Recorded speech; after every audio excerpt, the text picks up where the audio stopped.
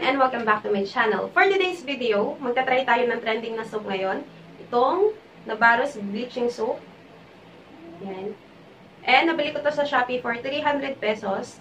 And ang shop na pinagbilhan ko is yung kay Pretty Angel Shop. Yan. 320 talaga to. Kasama na yung shipping fee. Shipping fee. Yan. Sa box, sinasabi dito, Instant Permanent White, SPF 20. Meron na siyang SPF 20. And it contains 135 grams. At meron din nakasulat sa kahon niya ng directions kung paano natin to gagamitin. And may potions din. Sa directions, sinasabi, for face washing, wet the soap, run soap repeatedly into your hands to gather small amount of lather using only the lather. Yun. Malalaking titik yung using only the lather. Yung lather lang daw. Apply light circular motion to gently clean your entire face and neck area. Do not rub. The fruit extract exfoliating action takes effect upon skin contact. There's no need to use force. Rinse well. Pat the face and neck. Dry with fresh, soft tissue or towel. For body washing naman, rinse the bar soap all over the body. Lather well at least 3 minutes. Rinse well. Pat the body dry with fresh and soft towel. And sa caution naman niya, for external use only, do a skin test before using this product. You may feel a bearable tingling and itching sensation during bleaching. Do not rub or scratch the skin to avoid rashes. Do not apply open wounds. Avoid contact with eyes. Discontinue use if skin irritation persists. Store in a cool, dry place. And madami ding nagsasabi na sa unang gamit mo pa lang daw nito, makikita mo na yung whitening effect niya sa 5 minutes na pagbabad ng soap na to. Itatry natin to for 7 days. At titignan natin kung effective ba yung soap na to. At kung sulit yung 300 pesos mo dito. Kiniklaim din ng soap na to na nakaka-remove daw siya ng acne and pimples, remove pecas, whiten dark skin, whitens bikini lines, fades stretch marks, fades old scars, instant whitening, yun nga, prevent body odor, underarms whitening, and mosquitoes and insect bites. Yan yung kiniklaim ng product na to. Yan, pag binuksan natin yung kahon, nakasealed to kanina, tinanggal ko na lang.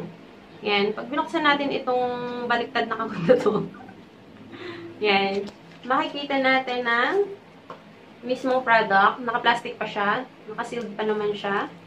Hahati-hatiin ko to para hindi siya agad matunaw kasi sobrang mahal nito.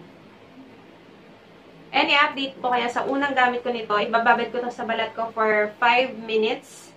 Sabi nila may instant whitening effect to. So, i-update ko kayo kung tunay nga. Pansin ko, wala siyang nakasulat na ingredient dito sa kahon. Kaya hindi ko alam yung mga ingredient. Nasa po ako ng aming CR at babasain ko lang itong aking kaliwang kamay. Ito lang yung aking babasain, itong braso ko. Para makita natin ang difference dito sa kanan.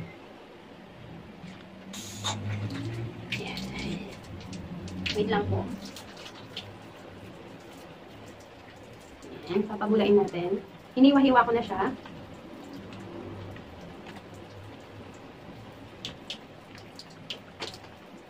Ayan, papabulain natin ng madami.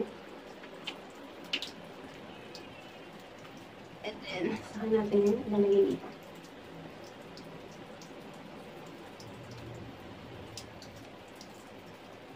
Itong part lang na to para makita natin yung pagkakaiba kung effect niya siya.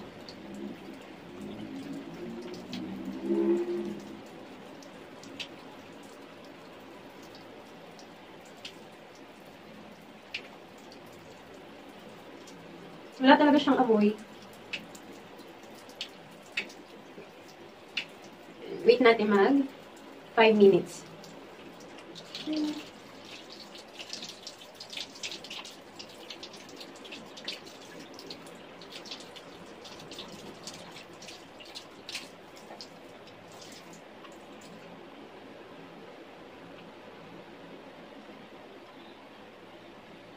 Ay, napansin ko, medyo makati na siya sa balat.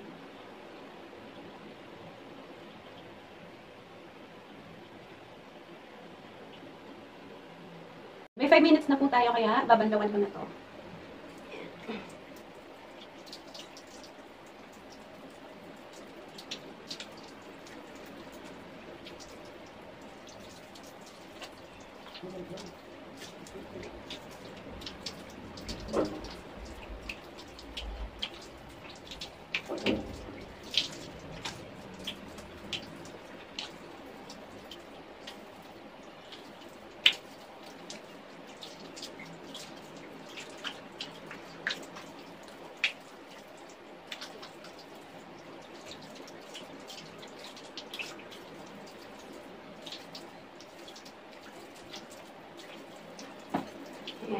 Punasan ko lang siya ng tissue.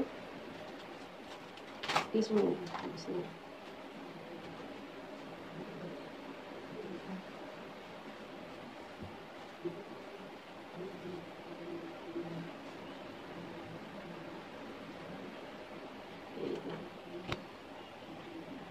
Tingnan natin kung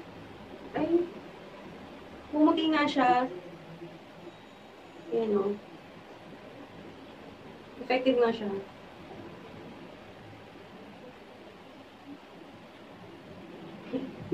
Ito yung may sabon. Ito yung wala. Ito yung nilagyan ko ng sabon. Ito yung hindi ko nilagyan.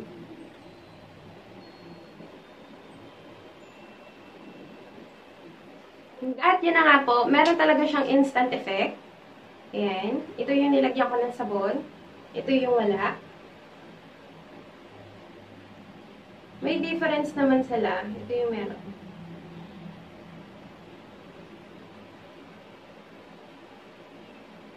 Eh, napansin ko sa sabon na to, medyo makati siya kapag binababad habang tumatagal sa balat mo. Siguro yun yung sign na effective talaga siya. Kasi parang binabakbak yung balat mo. Ayan.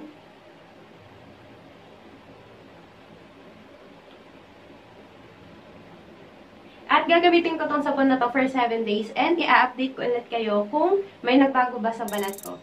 Subscribe to my channel and hit the notification bell para ma-notify kayo whenever I upload my new one. Thanks for watching!